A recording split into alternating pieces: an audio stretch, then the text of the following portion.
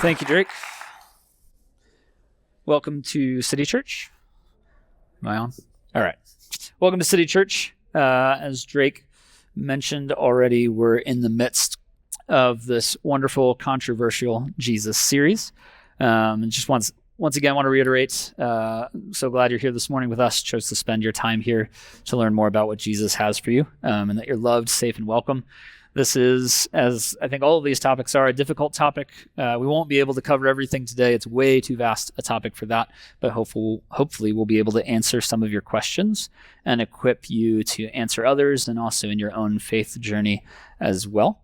That being said, since it's such a vast topic, I want to provide some resources for you as I walked through this. Preston Sprinkle, he is a theologian, has done a lot of work on violence and what it means, especially in Western culture. He actually comes from a family with a lot of military background and things of that nature. So he's wrestled with this even in his own life, as well as doing a lot of the intellectual work of what this looks like to follow Jesus and what that looks like in our culture. So that book, Nonviolence by Preston Sprinkle, is an excellent book. And then also Jesus and the Powers, and I'll be referencing that again in a few weeks when I speak on politics. That's more of a high-level, broad discussion, definitely a bit heavy on the theological front, but very helpful in guiding you if you have questions about what it means more at a government level, at a high level, a nation-state level. What does that look like? How does Jesus want us to interact with that? So those two resources are very helpful. There's a lot more out there, a lot of podcasts, this has been discussed for thousands of years, going back to even Augustine and before that. So there's a ton of resources out there to help you if you have more questions, especially specific ones. So, all right. So the question you asked for this series, how do we handle Old Testament violence? And specifically, how do we handle the book of Joshua? And before that, Deuteronomy, where the God commands Israel and says, hey, you're going to go into the promised land now that you have left Egypt, you've left the wilderness, and you need to eradicate the people who are there and drive the evil out of the land and take the promised land. And how do we take that command from God and how do we marry it to our lives today? And how does that square with the life of Jesus and the way that he responds to violence? So, again, as I mentioned, we're answering this question because this is a question that people who don't follow Jesus have. They often use it as ammunition, like, well, what about the time God told them to kill all the men, women, and children? It's not usually, in my experience, a genuine question that's being asked, but more of a combative question, but still want you to be equipped to give the best answer you can. As I mentioned, I'm not going to give you a perfect, clear answer today. Because I don't think anyone has one. Just up front, there's no theologian that has one. If somebody claims they know, they're probably lying. This is not an easy question. And that as well, right? Maybe it's a question you've had in your own faith journey and you need to think about and consider and ponder. It's kept you up at night. I know this is something that has gone back and forth with me over the last 20 years. I had a professor ask basically this question at 8 a.m. one day. And we all sat there saying, I don't know. Like, why don't you tell us? And he's like, I don't know either. And we were like, great. What a great way to start the morning. All right. So on that, then I think the question that we're really asking in all of this is, where is hope in the midst of violence? Because violence is something that is not a one-time thing. It's not specific to this period in Joshua, right? It's all around us. It's in our daily lives. It's been around for thousands of years. Any history buffs in the room? What do we study in history? War, revolutions, right? You don't study, oh, well, this land, they just farmed it for like 1,000 years and nobody bothered anybody and everybody was happy, right? No, none of that makes it to the history books. So where is hope in the midst of violence? Violence is always with us. It's with us today, right? We see it in our daily life now with gas prices and things, right? And it goes all the way back to the beginning, right? A few chapters into Genesis, you have Cain and Abel. Things start off with one brother killing another, not very far into the beginning of things. And it hasn't left us since. So where does that come from? Where does violence come from? It comes from jealousy or envy or a seeking of security or safety or greed or control. right? It's something, an expectation that's missed. And violence we see today in our context here in Boulder is not usually physical, right? Some of you have definitely experienced physical violence in your life. You might have trauma. You might have served in the military. You might be in the police force in some way where there might be physical violence. A lot of you haven't experienced physical violence, but you have experienced violence in some other way, whether that's through verbal violence or manipulation or control, emotional violence, right? Violence isn't only a physical thing. And I really want us to see that this is a propensity for humans for all time, right? Like we talked about at the beginning of time to now, violence has not stopped, and it will not stop. And that's where Jesus comes in, and he turns all this on his head. Jesus brought about a revolution, but a bloodless one, except for, I guess, his own self, right? He did not come to rule the world through fear and through violence. He came to rule it through our hearts and through upending everything. He took violence. He received violence many times, verbal, physical, and he never responded with violence. He simply absorbed it, and ultimately, in dying on the cross, absorbed all violence for all time, all that we deserved. He absorbed all of that on our behalf without responding with violence. So we're going to do some more groundwork here and background work before we get into the Old Testament passage, because I want to make sure we're set up well for that. Because as I talked about, violence is a much larger topic overall. It's not just a one-time thing, as I mentioned. It's something that we still deal with today, even if we don't think about it that way. So I just want to get us in the right frame for that. So going back to the scripture reading, just the revolution that Jesus brings about, right? You've heard it said, eye for eye and tooth for tooth, but I tell you, do not resist an evil person. If anyone slaps you on the right cheek, turn to them the other cheek also. Who in here, as you know, I'm an Enneagram 1. If you don't know what that is, basically I'm a moral perfectionist. I'm high justice oriented, if you want to go with the Myers-Briggs. This is hard. Right? Even if it's not me, if I see somebody else get smacked, right? I want to intervene, and my propensity is to intervene physically, right? It's not going to be, hey guys, we should calm down, right? That's not where things are at. Even at home, right? My kids disrespect me, right? My blood pressure immediately goes up. It's not like, all right, thank you for that. Let me respond well. If anyone wants to sue you and take your shirt, hand over your coat as well. If anyone forces you to go 1 mile, go with them 2 miles. Give to the one who asks you, and do not turn away from the one who wants to borrow from you. This is from Jesus' Sermon on the Mount, which even a lot of people who don't follow Jesus are like, man, this is great. We should do this. And I agree, but I don't think you can do this without following Jesus. It's in our hearts to respond with violence, even if you don't think about it that way. I want you to think about it that way, right? If somebody wrongs you, what's your initial response? It's justice. It's revenge. It's getting even. It's getting back. Whatever way that looks like for you. Some people, it might be passive-aggressive. Some people, it might be aggressive-aggressive. Right? But ultimately, we are looking out for ourselves. It's almost built in, this self-preservation. And then that extends, right? I had this conversation with Drake. What if somebody came to my house and wanted to harm my family? How would I respond? How would Jesus respond versus how would I respond? And I don't know that I have the answer to that. It's a difficult question. But it's something that I want us to think about today in our own hearts, because this violence that we're going to talk about in the Old Testament carries through to today and carries into our own hearts. And we need to think about how we're living today and how Jesus wants us to live. So, and lastly, on the Sermon on the Mount, Jesus even pushes the envelope further and says that hate, if you hate someone, it's violence against them, it's murder. So even if you don't do anything, if someone's harmed you in some way and you're harboring hate in your heart, you're harboring anger in your heart towards them, that is violence, even if it's not coming out of you.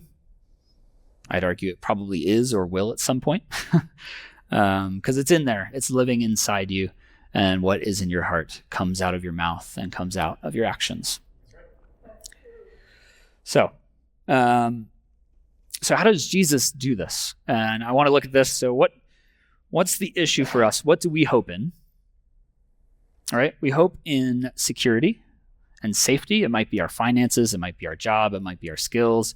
Maybe for you, it's you put your hope in a family member to keep you safe in some way, or whatever it is, right? Maybe you want to go broader. I put my hope in the military to keep me safe. I put my hope in the police to keep me safe. What is it that I put my hope and my expectations in to say I will be okay? Right? And for each of us, it's different. We each have different motivations, different fears, so that's going to look different for every person.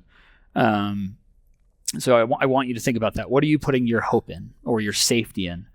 What are you relying on for support to make you feel well, right? To make you feel regulated and safe. And then what does Jesus put his hope in, right? What do we see Jesus put his hope in time and time again throughout the Gospels?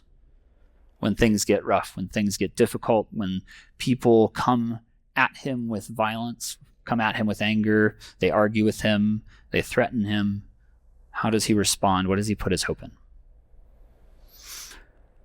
He puts his hope in trust in God. You see this over and over again. Jesus disappears off on his own and prays for hours, sometimes all night, right? Before the Garden of Gethsemane at the end of things, he prays all night, staying awake, trying to keep that connection with God because he knows that his hope is in God and not in anything else, and that God ultimately will keep him safe or lead him where he should go. And it's not always easy. Right? Jesus goes through horrible, terrible things for us, but God is his hope. There's multiple times when Jesus is threatened, and that's the only way he's able to respond with peace instead of responding violence for violence, is through his connection with God. So I mentioned it a little bit before. I want to dive back in quick to what our culture believes that violence is and why it's sometimes appropriate. And the first way is at an individual level, right? We all know about superheroes, right? The Avengers, Batman, all the cop shows. And what is it we root for? The good guys beating the bad guys. But as I think some of the movies lately, I think have done a better job of showing it, right? But what do the good guys do differently than the bad guys? It's not really a lot. It's just intention, and you hope for the best. Like, what if Batman, I don't know, eats some bad pizza that day, right? He's not going to be any better than the bad guys. The violence that he inflicts is just going to perpetuate more violence. Do their cities ever find peace? Or is it just on to the next fight and on to the next battle and on to the next bad guy? Those are the stories that we hear, and it goes way back. My grandfather was a huge fan of John Wayne. So if you want to go back that far, depending on what area you're from, right? John Wayne was one of the ultimate, not always vigilante, but sometimes vigilante justice, right? He's the good guy that strolls in and just wipes out all the bad guys. Again, through violence, right? It's never, hey guys, let's sit down and talk about why you're doing this. Let's work things out. There's got to be a way we can talk about this and resolve this situation. As Jim Forrest says, and this will hit all the generations here, I think, the gospel according to John Wayne can also be the gospel according to Luke Skywalker, or the gospel according to Clint Eastwood. The moral is the same in any case. We're saved by deadly weapons and the courage and skill of those community defenders who wield them. Right? We're reliant on individuals to keep our neighborhood safe, our homes safe, our galaxy safe, depending on which story you're in. Right? This is not God's intention. He doesn't want us to put our hope in these figures. He wants us to put our hope and our trust in him. And I'll get to why we'll be able to do that at the end. But that's what God is after. He's after our hope. He's after our trust. So now I want to talk about it at a broader level, at more of a nation-state level, and then we're going to talk about the just war theory here for a minute, and then we'll dive into the Old Testament passage. So the just war theory is actually from Greco-Roman philosophy that predates Jesus, so it's been around longer than Jesus has. And it's actually not discussed at all anywhere in the New Testament. It doesn't really talk specifically about war. And the early church for the first 300 years doesn't talk about it either. It doesn't come into play or start to end up in theologians' circles until, as I said, about 300 years in, when Constantine, the emperor of Europe and Byzantium, he converts and becomes a Christian, and that's when Augustine and other theologians now have to deal with, well, what does it look like as Christians to go to war? Because now our nation is Christian, because our leader is Christian, and what does that look like? Okay, well, we think it's okay if it's a just war. Okay, well, what makes it a just war? And so there's 7 points we're going to go through here that kind of define what a just war is. In theory, this is fantastic. If we could actually get one of these to work out all the way, that'd be great. So walk through that, and then just, prelude, I'm going to tear it apart because ultimately it's just not going to work out. So step 1 is just cause. Right? What if you're going to have a war? It has to have a good reason. Maybe you're defending yourself. Maybe you're defending another nation. Right? This happens throughout history, where I know England has defended Belgium at points, right? Because it's an easy port, or Ukraine right now is defending themselves. What makes it a just war is it has to have a good reason. You can't just be like, I want your land, so we're going to take it, or I want your resources, or you made me mad, so we're just going to start a war. The second is right authority. Only a legitimate government should be allowed to start a war.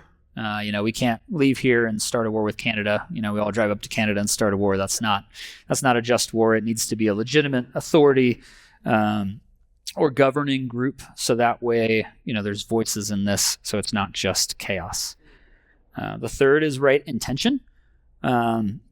Again, this is similar to just cause. The goal is not imperialistic gains or right whatever it is. The intention of the war needs to be good, right? Maybe you're defending another nation, right? Like the U.S. back in World War II, going to Europe to try to, save France and whatnot after we got into the war. Right? It was only Japan that attacked us. Germany didn't technically attack. Well, there were some U-boats, but ultimately, right? Our goal was to save our European allies, so we stepped into the war in that instance. It wasn't to take over Germany. Even though then we kind of helped, I don't know. It's a whole thing. Wasn't the goal, though. Germany's Germany now, right? Not the U.S. So, again, I told you I was going to tear this apart. You can see the cracks already.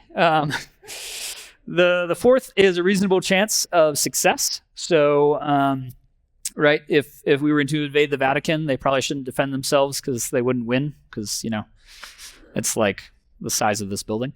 Right? If we look at it that way today. This happened one way or another. I know Tibet after World War II, when China invaded, one of their guys actually exploded all of their armory so they wouldn't fight back because he knew they couldn't win and it would just be bad for them. So, right, the good must outweigh the evil, and you need to be able to then enforce the peace that you bring about. So let's say you do take over another country for some reason, which I still can't fathom how that would work, but ultimately you need to be able to then enforce and keep peace at that point so you don't keep having wars on and on and on and on and on, which, as we found out, and as many of you may know, one country takes over another, attacks another a few hundred years later. It just kind of keeps going back and forth. This revenge never stops and has not stopped to date. Fifth, last resort. You should explore all the other options first. We talked about this briefly at the individual level, right? The good guys just come in and start lighting things up instead of having a conversation and trying to solve things in a more peaceful way. Have we exhausted all means possible? And what does this look like? What does this even mean, right? Is it, if I give you some of my country, will you not actually start a war? I don't know. I don't know what this looks like. Who determines what the last resort is? Sixth, proportionate means. That is going to be, right? We don't just absolutely steamroll the enemy or, use biological weapons of war or anything horrible and terrible and just bad for the land, bad for the people in any way. It's tied very closely to the last one, which is non-combatant immunity, which gets harder and harder to do in today's day and age with grenades and rockets and nuclear weapons. How can you avoid collateral damage?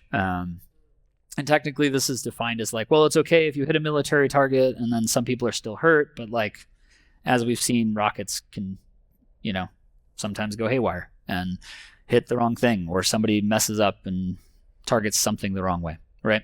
So these are all great in theory. I would argue, as I think others would as well, that this has never happened. All 7 of these have never happened, right? Even if you go back to the American Revolution, we're like, yeah, that was a great thing, but like technically we didn't have right authority. We weren't a government yet. England was government over us, so that one's out. Even World War II, where I talked about defending, well, that one's kind of sticky too, because like maybe there could have been some other way to solve the war. Maybe it wasn't the last resort.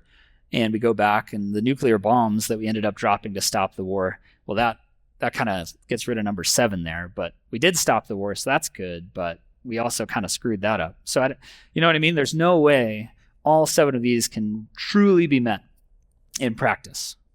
Wonderful theory, but I think there's a reason that the Bible doesn't have the just war theory laid out in it somewhere.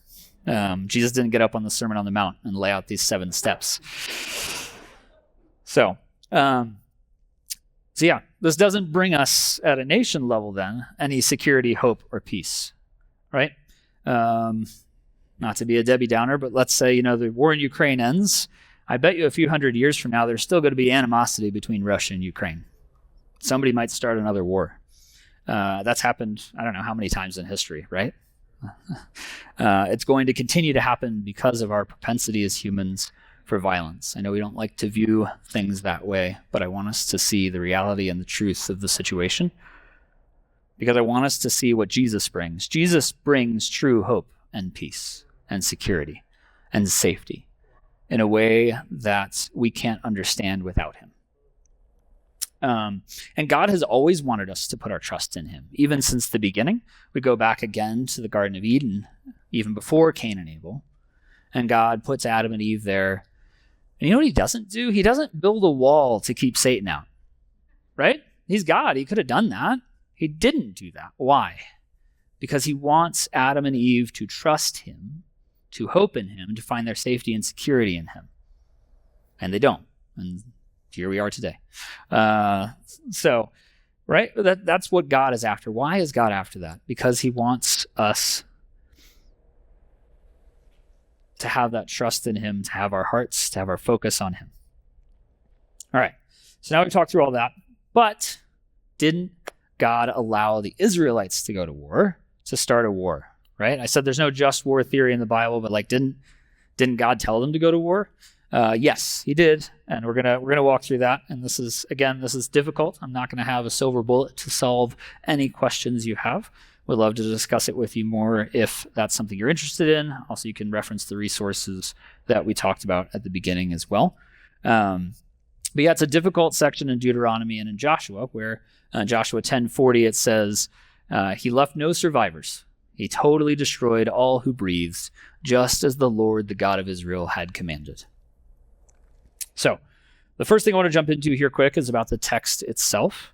I heard a really good line from someone. This and all of the Bible is intended for us, and it was written for us, but it was not written to us. A lot of theologians and scholars believe that this is written the way most Near East war accounts were written. It is intended to relay that they accomplished what God had set out for them to do, but generally war histories written by people of the time, when you were the winner, right? The history is written by the winner. They would generally exaggerate a little bit and talk about how amazing it was that they destroyed everything and they were the best thing that since sliced bread to ever happen. And it would be over the top, right? And so it's not to say that this is not accurate, but it is akin to a Near East text saying, hey, we won over everyone that was in the land.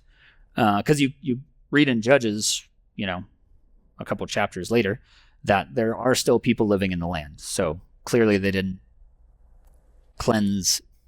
Ethnic cleansing is a whole thing with this topic, right? Because it says God asked them to destroy these people groups. Obviously, they didn't remove or kill everyone of all those people groups in the land, because you're still seeing them living there shortly after.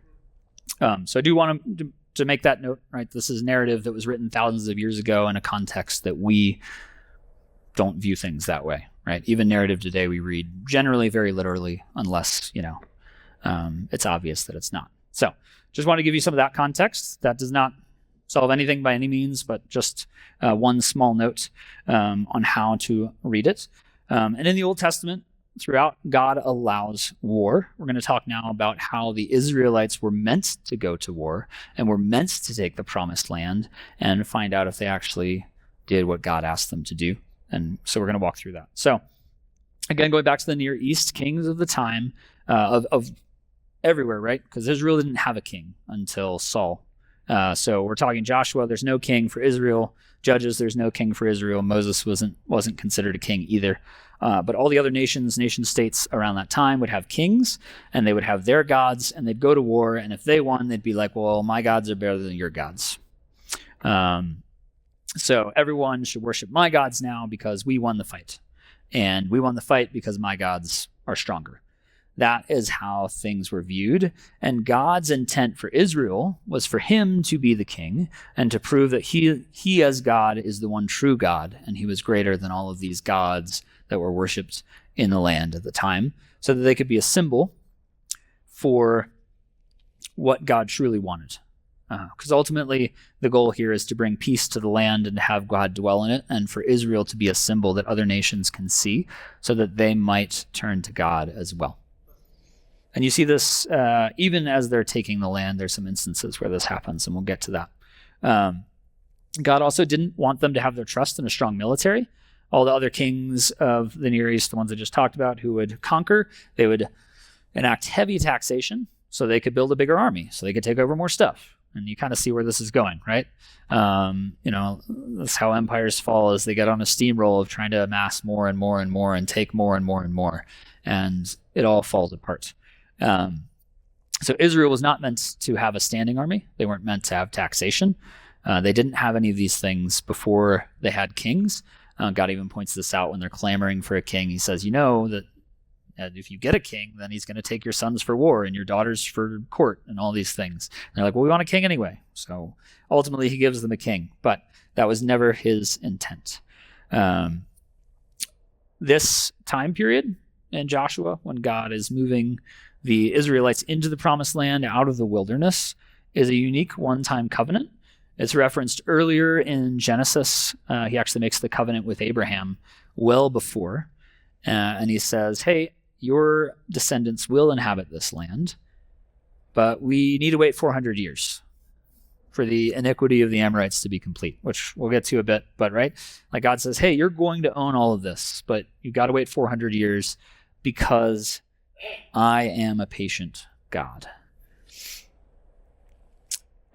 This plot of land that is Israel, that God promised them, is about the size of New Jersey. So it's not terribly large in the grand scheme of things, right? They've just come all the way from Egypt through the wilderness in the Sinai Peninsula. So it's not really a big piece of land that God has promised them. And that promised land is meant to be a space where he can dwell with them. And the goal of them moving into the land and driving out the inhabitants who are there is to actually drive the evil out of the land. Earlier I referenced the 400 years for the iniquity of the Amorites to be complete. That is because they were all practicing evil. Some of you may know the story of Sodom and Gomorrah. This takes place around the same time as Abraham has made that promise. And even by whatever standards you want, no matter how depraved people are today, they were doing some pretty horrible stuff in the land back then. You've got child sacrifice amongst a whole bunch of other things that was common practice for all these people, right? Evil was running rampant, and God still allowed them 400 years to try to see and find him and turn from their ways before Israel even comes into their land. This period in Joshua, where they're taking over the land, is an 80-year period. So as a reminder, it's about the size of New Jersey, and it takes Israel 80 years to take over that whole area. So the people who lived there had plenty of time to make other choices. If they didn't want to fight, they had the chance to flee. They had the chance to surrender. They had the chance to join the Israelites. There were a lot of options for them. It wasn't like they just kind of steamrolled everything through and nobody had a chance to respond. All right, so they've already been given 400 years while Israel was in slavery in Egypt. And now they've been given 80 years. And you see this with Rahab. Some spies are sent to a city ahead of time, and Rahab, she communicates with them, and they're like, hey, you and your family will be safe because you want to trust in the one true God. She even says, we've heard the stories. We know, right? That's part of why this took so long, why they moved slowly, was to give the people a chance to hear what the God of the Israelites was doing and how he was greater than their gods and their cities and all the things, right? So they were given opportunity. They were allowed to join. It references multiple times in the Old Testament what you should do if a foreigner wants to join and follow the one true God. There's a list of how to do that and how to take care of that. So this was not an unheard of thing. The Gideonites also joined with the Israelites. They were a people group who lived there that decided to not fight them. So again, just want to point out that there were opportunities to avoid war. God didn't make it so that it was impossible for people to escape. And then the judges before the kings, even after this, Israel takes over the land for the first time. The judges are then raised up at different points to defend this land. God always chooses the least likely people. I don't know if you know how a lot of these stories start off, but Deborah is a judge, and she's just sitting under a tree, and God's like, yeah, that seems like a warrior. Gideon's hiding in a wine press. God's like, that's my guy. Let's go to war with this guy as my leader. Right? He chooses people because of their propensity to worship and pray and put him first, and not because they were some great warrior that would lead them to victory, right? So there's a lot of kind of rules then around warfare during the conquest of the Promised Land and then after as well. So we'll go through those now. Not my intention, but there are 7 points for this too, just like there was for just war. So you can, think about it in sevens if you want to. So number 1, no taxes or large army. We already talked about this a little bit. And that's referenced multiple times in Deuteronomy. And then number 2, if we could get the slide. Thanks. I hate to call you out because I've been there.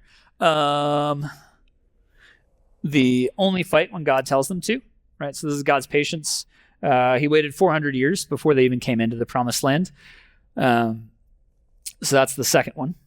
The third one, and this one's really interesting, they were only allowed to use rudimentary weapons. One of the things God tells them to do when they come into the land, if they take over a place, is to destroy all the chariots, get rid of the war horses, all the things, right? That would be like us being like, you know what? If we're to just bring it to modern context, let's equip the American army with muskets. And that's it. Let's go. Maybe some trucks to drive around in, maybe not. At least they're not armored trucks or something, right? And so God didn't want his people to put their trust in something else other than him, which they continued to do.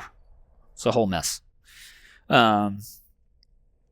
Right, and we see that in Psalm 33. It's a really great psalm where it talks about not putting your trust in chariots and war horses, and in Isaiah it talks about beating swords into plowshares. Like honestly, every time Israel went to war, they had to turn their farm equipment into weapons, and then after the war, they'd have to turn it back.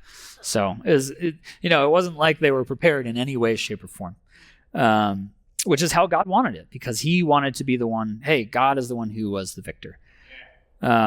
Here's a fun one: men were not required to fight. Here are the rules.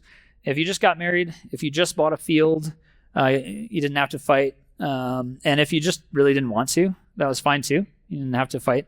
And even when they did, right, Gideon, with the judges, a bunch of men were like, you know what, we will fight. This enemy's coming. We're going to defend it. So they get all these people together, and then God's like, no, that's too many people. Like we need fewer people. So he gets down to 300 men. Based on how they're drinking water out of a pond, is like, these 300 guys, they're my guys. We're going to go to war with this army of probably thousands with 300. And that's one of the unique things as well. You see in a lot of these and we'll get to this in number 6. I'll hit on there. I guess I'll wait to hit that one, but I'll come back to that Gideon story here in a minute. Number 5, no mutilation, rape, or torture. Again, a lot of the Near East kings, it was once they would take someone over, this would happen, because they wanted to instill fear in the people to keep the peace, and also in other cities, right? Anybody leaves that city to go to another city, it was terrible. Look what he did, all these horrible things, right? That's a great way to rule over other people, is through fear, and God didn't want that either. He did not want his people to try to lord over other people through fear in any way. Number 6, God fought the battles, going back to Gideon again, right? 300 guys. How are you going to defeat an army of thousands? Well, God was like, you know what? Go out at night, break a bunch of clay pots near their camp. So they do, and the enemy flees because they freak out. End of the battle, right? Like, how does that work? With Deborah, the battle that she oversaw, she basically prayed and worshiped God, and he was like, yeah, all right. The chariots from the enemy come, and then it rains a whole bunch, and they get stuck in the mud. War over. Like, what is happening? How is it that God's winning all these battles? They don't do anything. There's another battle with Jehoshaphat, who we'll touch on again later. They're singing and praising the whole way, getting ready for battle, and God's like, just go out and do all this. And they get there, and the enemy's just gone. All their stuff's there, so they just get to take all their stuff and take it back. It's like, how? How does this happen? It's only through God, right? Again, we see it in Jericho. They didn't do anything. They just walked around the walls for 7 days. Like, what if your military commander asked you to do that? Like, what? And then on the 7th day, it actually works, and the walls fall over. Like, you didn't do anything. You just walked. You weren't laying mines. You weren't planting anything. It just, it's proof that God is the one carrying the battle for them. And it keeps them from even having to lift a finger themselves, right? How much more awful is war and fighting than just walking around some walls and getting jeered at for a week? Right? God looks out for his people, and he wants them to put their trust in him and not in their own ability. That's actually why David ends up not being able to build the temple. One of the reasons, he's got a whole bunch, but one of them was he had so much blood on his hands from war. David went to war a lot. He was great at it. And God said, no, that you have so much blood on your hands at this point from all the violence you've committed. Even in my name, you've done all these things, so you can't build the temple now. It needs to be your son. So God wants to fight the battles on behalf of the Israelites. All right, I want you to see that. This isn't something where God's like, I want my people to be a warlike people. No, I will protect you. I will keep you safe. You need to trust in me, even if the things I'm asking you to do seem a little bit crazy, especially for the time. Right? This is not how anyone fights battles in the Near East during this time. It's get the best equipment, get more guys, beat the enemy. It's pretty straightforward. There's no trickery here. But God always finds a way to win the war for the Israelites in a way that is unexpected. And then lastly, and this was a big one after they took the promised land, they weren't allowed to conquer anything else. That was it. This is your piece of land. You may not take anything else. And this is a big deal as well. If you've been to Israel, the geography there, it's not very easy to defend, which is probably why it's been at war off and on for the last 2,000, 3,000, 4,000 years. There's just, geographically, it's not great. If they had conquered only a little bit of land this way or that way or whatever, right, it's a little bit easier to defend at that point.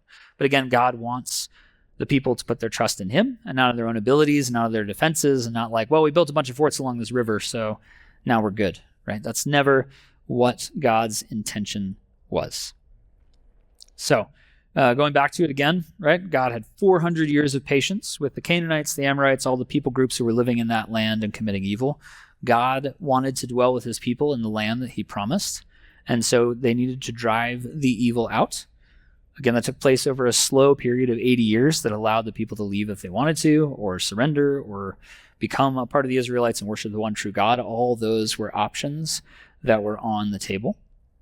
And I do want to point out that it's really about God dwelling in this place without evil, because then we get into the future a bit, and you find out that the Israelites are now doing a bunch of evil things, and they get kicked out. God kicks them out. They're exiled to Babylon. They get exiled to Egypt, all kinds of places. So, right, this isn't about these even specific people groups and like, well, let's wipe out these people groups. It's no, let's remove the evil from the land where God is to dwell. And even when the Israelites commit that evil, they get pushed out of the land then too. So this keeps going. The kings then take over. You've got Saul, you have other kings, and they make all kinds of mistakes. Saul at one point is supposed to wait for Samuel, the high priest, to start a battle. And he doesn't. He goes ahead with it. So they lose because he didn't listen, right? He didn't put his trust in God. He's like, we can just go. I don't need to be patient. Now's a good chance for us to go, right? So God wants us to wait on his timing. He wants his people to wait on his timing. And then with the kings, the prophets existed to keep them in check Because now you have kings and they think they're all that. Because, they could get to tell everybody what to do. And they're trying to point the people back to God constantly. And you see the prophets have just such a terrible time with this. Israel can't seem to get it straight. And I'm not harping on Israel specifically, right? As we talked about from the beginning, violence has been there. This has been a mess from the beginning, okay? It's not just Israel. It's not just us today. It's not in history before that. This has never stopped. This has always been a mess. That is why we needed Jesus to come. You go back and you look at all the kings. The only ones who actually got war right were Jehoshaphat, which I mentioned earlier, and Hezekiah. They're the only ones who are like, yes, God, we will just pray and worship. Because that's what you asked us to do. That's all we'll do. And we trust that you'll take care of it. 1,000 years of kings. 2 guys got it right.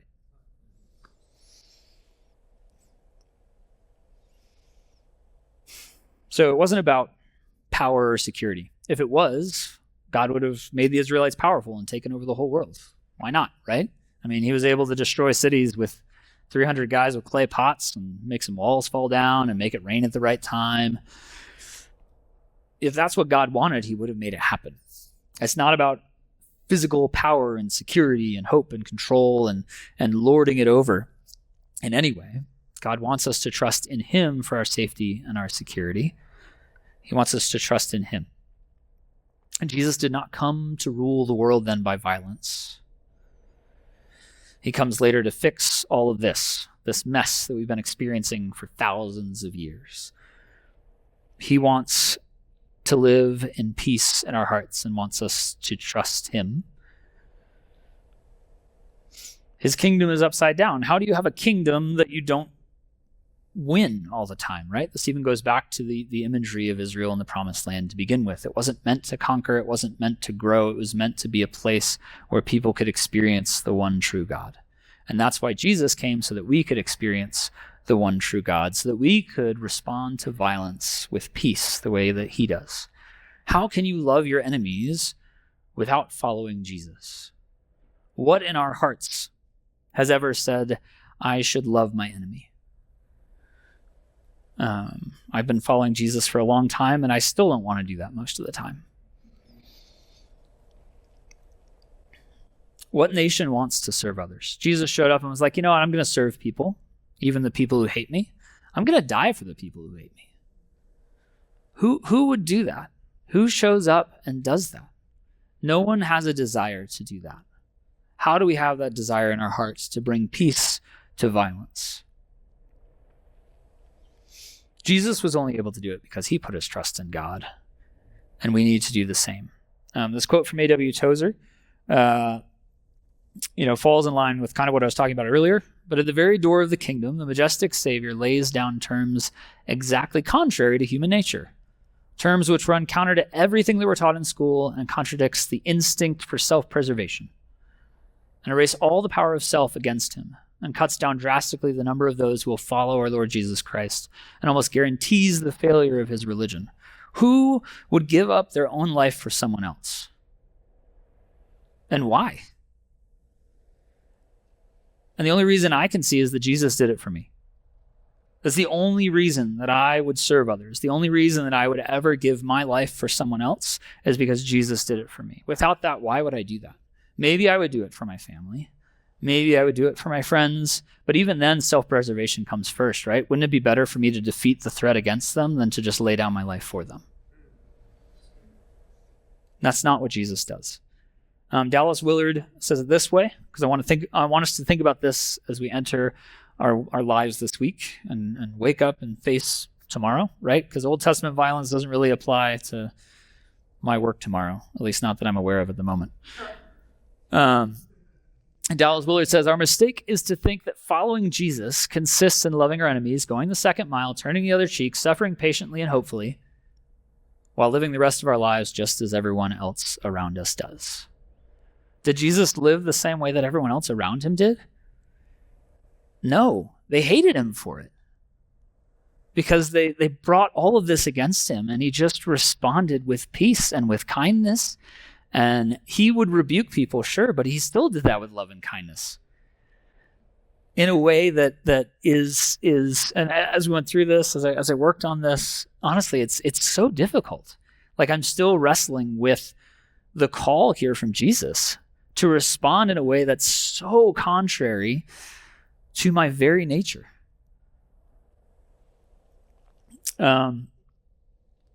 Next, C.S. Lewis says, you never know how much you really believe anything until its truth or falsehood becomes a matter of life and death to you. And I think that's the wrestling I've had. I don't know that it has been, right? Middle high school, I read a book a long time ago called Jesus Freaks. It's Stories of Martyrs. It's a great book, by the way, if you really want to be wrecked by how much people love Jesus. I don't know that this has been life or death for me. I haven't been in a situation where it's been put to the test. I haven't been strained in that way, and it's made it easy for me to kind of like walk this fence instead of, commit sometimes. It's easy to kind of jump back and forth if I really feel like it. How much does it matter to you to follow Jesus? Has your faith been put to the test? Have you responded to violence the way Jesus has? Have you thought about it that way? Have you been pushed to do that? And maybe some of you have. I know I haven't. And for those of you who haven't with me, I want you to think about this and what actually matters. I don't want you to manufacture some life or death situation by any means, but I want you to think about how important this is. That not just Jesus, but, a whole bunch of other people have died in history for this. How can it not be true if all these people are dying, right? It's like so many times people are like, well, just say that Jesus isn't God and we'll let you go. And they're like, no, I would never do that. What?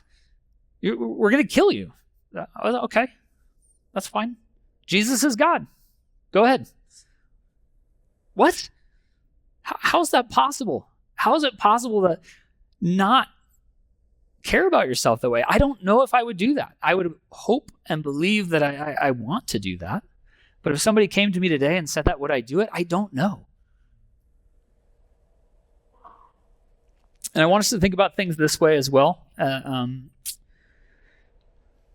In our life, in our week, as I talked about earlier, violence is going to come at us from all sorts of ways and from all kinds of people: coworkers, family, friends, neighbors. I've heard some of you talk about your neighbors. Right? You're going to experience violence this week. It might not be physical. It probably won't be physical for most of you. That's okay. How you respond to it matters. And I want us to see, how do you love your enemy? How do you see that person in a new light? And I want to point out that I think the actual enemy for us is spiritual enemies, spiritual forces. It's not the person being violent towards you. They're the same as you. They're broken. They have expectations. They want safety. They want security. They want control, and they're seeking it as well. And they probably don't have any idea who Jesus is. I know some of you in here follow Jesus, and some of you don't. But at least you're hearing about him. They might not know anything about him. Paul talks about this in Ephesians. He says, for our struggle is not against flesh and blood, but against the rulers, the authorities, the powers of this dark world, and against the spiritual forces of evil in the heavenly realms. Right? Jesus doesn't see the people who attack him as the enemy. He doesn't respond to them that way.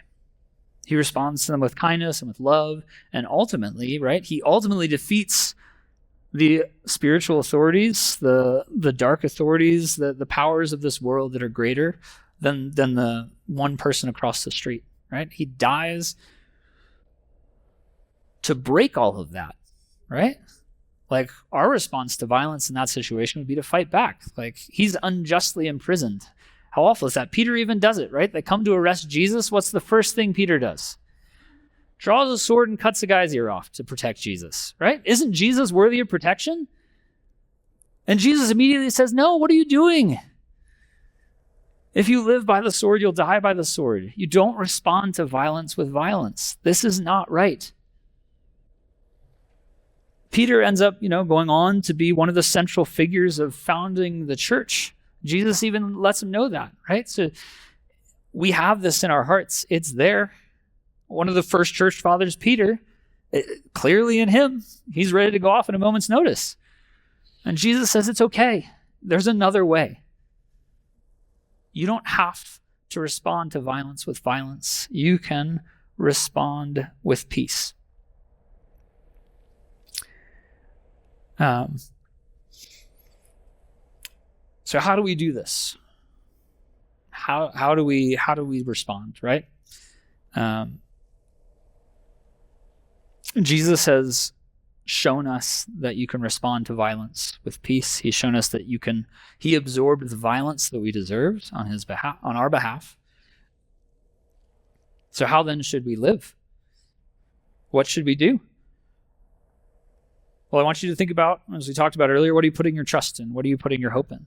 Is it God? Because that's ultimately what he wants. He wants us to put our trust and hope in him. And why should we do that? Because he's taken the violence for us. Who else would do that for you? He's worthy of our trust. So how do you make it so that your reaction to violence is the same as Jesus's was? And I think it's you have to be filled with the Spirit. You have to spend time with God the way Jesus did. And how do you do that? Is it motivation? And I think there's a couple pieces here. I was going to say it's just discipline until Drake got up this morning to do prayer time and was like, well, I think a lot of it's joy too. Right? My wife and I do a lot of running, right? I don't always wake up and be like, yes, let's go run, right? Or whatever it is you do, do you always want to go to the gym? Do you always want to do that thing you should do? No, because then so motivation is fleeting. It's not something that's always there. That's where discipline comes in of, hey, I'm going to do this every single day, even if it's hard, even if I don't want to, even if it doesn't feel like it's worth it right now. Because there's times and seasons in our relationship with God when maybe it doesn't feel like it's worth it, but it is. And then there's times too, right, where you're just so filled with joy. Think about this. Jesus took all of that violence that you deserved onto himself. How can you not be grateful and filled with joy for that? So to wake up, what's the first thing you should do? Be grateful. Have joy. Right? Maybe you're exhausted. Maybe you're dreading the day. But remember that God has taken so much for you and wants so much for you. He loves you more than anyone in this world could. Like, I would die for my wife, but Jesus already has, and me, and you. He took on the violence for everyone so that we could live differently, so that we could respond and bring about the world that he wants. He wants a world of peace. He doesn't want a world of violence. He doesn't want a world of war, of hatred, of insecurity and fear. He wants to do away with those things. That's why he came. So, lastly here, I just want you to think through these questions. How has humanity responded to evil and violence? Right? We've already talked about this, but just kind of condense it, right? Respond with violence. Even our heroes, right? Superheroes, how do they respond to evil and violence? More violence. What's God's final response in Jesus? He absorbs the violence. He doesn't spit it back out. He doesn't cause more violence.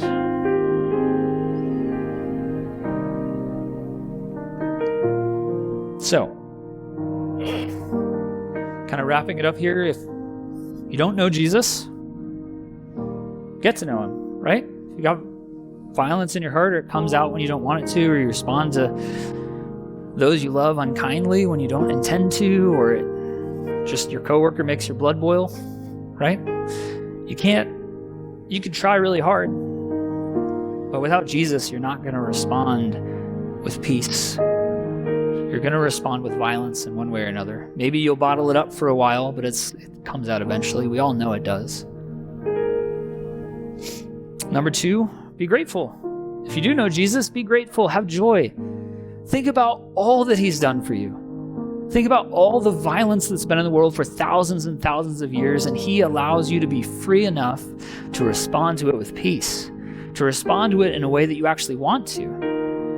Right? How many of us have responded to someone in the last week in a way that we didn't want to or didn't mean? And we hurt someone that we didn't want to, whether it's someone we know or didn't know, in some way.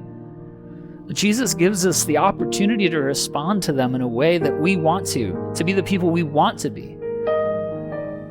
Right? I mean, I've seen the self-help section at Barnes & Noble, right? It's huge. We all want to be better. Who doesn't want to be like Jesus? Even Gandhi wanted to be like Jesus. So be grateful. Wake up with joy, knowing that Jesus died for you and he made it so that you can be a different person. You can be the person you want to be, and that you can be like him. Like, you have a chance at that. You have an opportunity to do that, and to spend time with someone who loves you so, so much. And then lastly, as you carry it into the week, right, put this into practice. How can you respond to violence with peace? You have to spend that time with Jesus to get there, and that's great if you already are. But check yourself. Think about it. How many times maybe you didn't? How many times can you? What opportunities do you have? Even on behalf of others, how can you bring peace to a situation and be a peacemaker? How many times did Jesus step in to a place on someone else's behalf and keep them safe through peace instead of violence?